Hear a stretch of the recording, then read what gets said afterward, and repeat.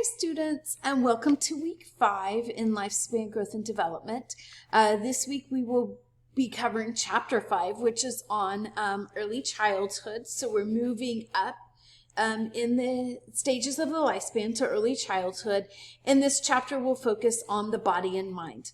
So this time around this week, you'll learn about those early years of life. Of course, we've just come out of chapter 4, which was the first 2 years. So now we're really kind of getting into those preschool years. And so this is, really, you'll learn about the rapid growth that happens, physical growth that happens during this this stage of the lifespan. You'll really kind of go through and look at issues that are affecting a preschool child as they start navigating the world a little bit more.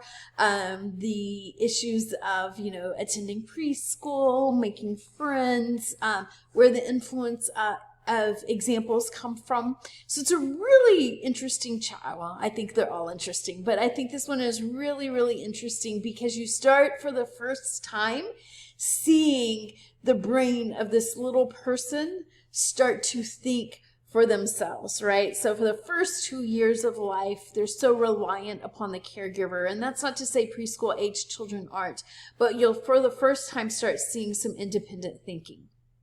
So I hope you enjoy the information. Here are your lecture slides for chapter 5.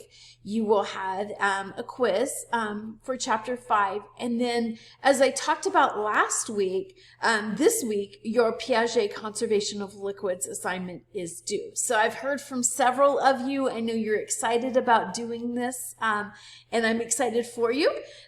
So have fun with it, learn from it. Again, it's not about doing Piaget or replicating Piaget's work perfectly. Just do your best attempt at it. Make sure you're answering those questions.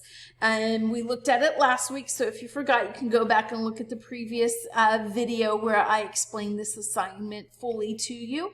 But be creative. You don't have to type up the questions if you want to provide pictures, if you want to do it in a video or a PowerPoint format. Certainly, I welcome any of that. Or you can type it up, whatever works for you.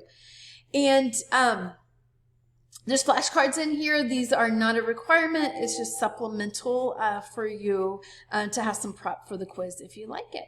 So I hope you enjoy not only learning about early childhood in this chapter, but also I'm really excited for you to get to replicate Piaget's conservation of liquids assignment.